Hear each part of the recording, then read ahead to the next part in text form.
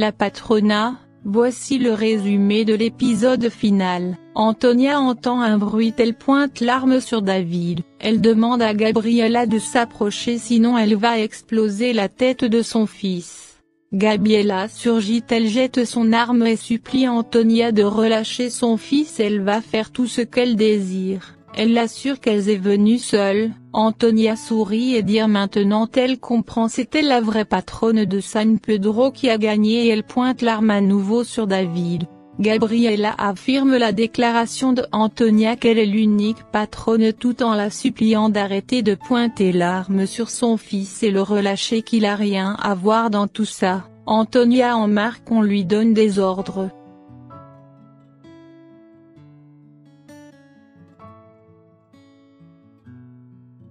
Gabriella inquiète à l'idée une balle sort accidentellement. Antonia suspecte, elle cache quelque chose vu sa froideur, elle espérait voir une mère en larmes désespérée qui la supplie de relâcher son fils. Elle pointe l'arme à nouveau sur David. Gabriella lui demande ce qu'elle doit faire. Antonia l'exige de se mettre à genoux pour la supplier pour sauver la vie de son fils. Pendant ce temps, des officiers se dispersent pour sauver David et sa mère. Rodrigo, Gaston et Alejandro analysent le plan de l'immeuble pour intervenir dans une autre entrée. Chacun avec un sniper les observe rentrer.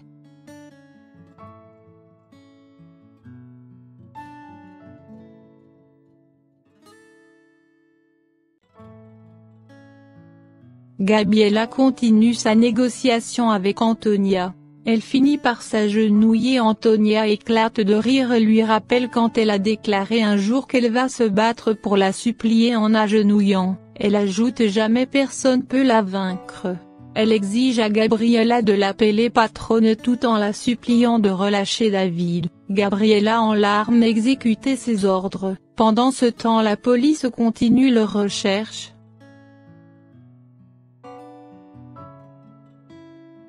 Antonia continue d'humilier Gabriella, lui reproche d'avoir comporté comme sa rivale comme si elle sortait du même milieu. Antonia déclare qu'elle va pas seulement finir avec la mère mais aussi le fils. Elle reproche à David d'avoir suivi sa mère alors qu'il était son petit-fils adoré. Gabriella la supplie de pas commettre l'irréparable. David et tout ce qu'elle lui reste de Fernando. Le téléphone de la compagnie se met à sonner. Gabriella profite de l'attaquer la bagarre entre ces deux. Antonia lui reproche d'avoir alerté la police. Gabriella jure qu'elle a appelé personne, c'est Alejandro qui est derrière tout ça. Antonia déclare elle va en finir avec elle comme elle a fait avec son père. Elle prend une arme pour en finir avec Gabriella. Cette dernière intelligemment détourne l'alarme sur le visage d'Antonia.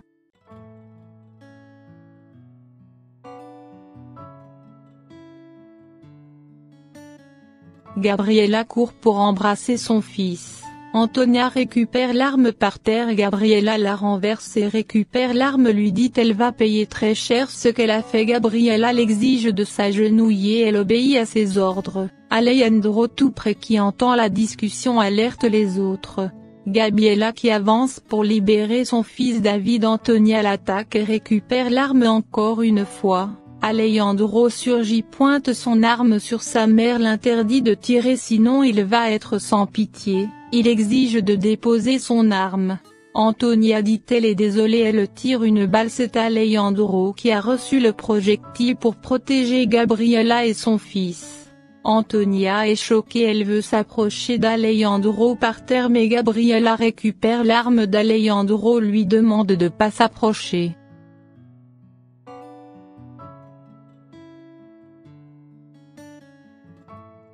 Gabriella rejoint Alejandro par terre inconscient. David supplie sa mère de sortir de cet endroit car la bombe va exploser dans quelques minutes mais Gabriella refuse, dit-elle va pas abandonner Alejandro comme elle a fait pour son père. Antonia prend son arme par terre tout en déclarant si son fils est mort personne va sortir vivant. La police intervient et emmène tous à l'extérieur. Une fois dehors, Alejandro est transporté dans une ambulance. Rodrigo sur le point d'emmener Antonia dans la voiture de police quand soudain quelqu'un tire une balle au dos sur Antonia, elle s'écroule dans les bras de Rodrigo. Chacun déclare il réussit enfin à libérer le monde de la plus mauvaise patronne. La police lui demande de baisser son arme mais il refuse, les officiers finissent par l'abattre.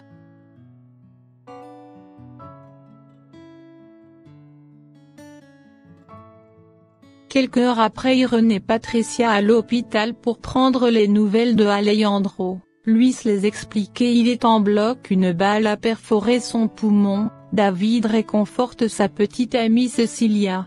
Constanza réconforte Gabriela qui se sent mal à cause de sa vengeance. Maintenant elle est sur le point de perdre l'amour de sa vie. Rodrigo dans la chambre de Antonia déclare qu'il a tout fait pour la protéger mais son destin était déjà écrit, qu'elle a détruit tout ce qu'il aime. En larmes il fait ses adieux à Antonia, une femme il a tant aimée. Il lui fait un bisou sur la bouche puis il s'en va.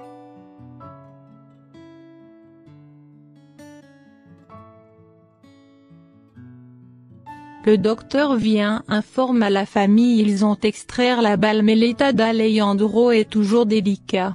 Le lendemain Antonio se réveille, se met à hurler, elle peut plus bouger ses pieds ni ses mains. Rodrigo l'explique que la balle elle a reçu a touché son 5e cervical, qu'elle est devenue tétraplégique. Elles font en larmes d'imaginer de passer tout le reste de sa vie comme ça. Rodrigo lui fait ses adieux, il va quitter San Pedro. Antonia le supplie de pas l'abandonner. Rodrigo lui fait comprendre ce sont ses crimes la raison de son départ, dans le cas contraire il aurait resté à ses côtés pour toujours. Il lui demande de faire face aux conséquences de ses actes. Rodrigo quitte ensuite la pièce. Il fait ses adieux à ses amis puis il sort de l'hôpital.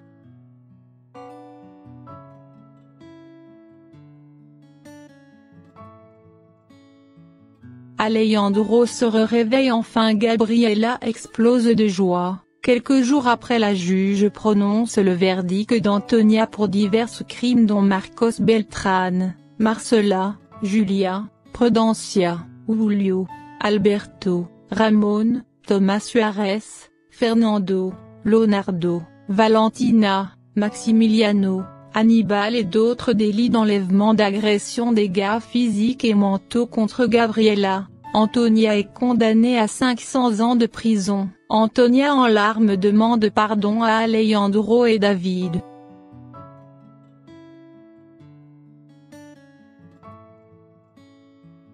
Quelques mois après, Gabriela rend visite seule à Antonia, elle jubile sa victoire, l'avoir condamnée et en même temps en fauteuil roulant.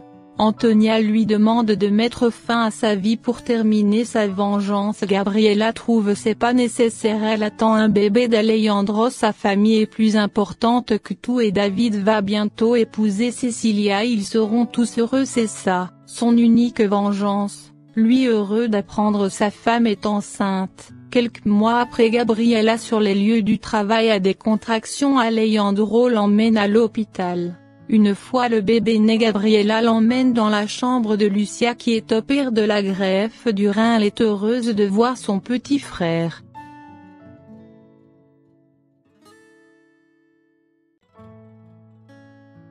Quelques jours après, on assiste le mariage de Alejandro et Gabriela.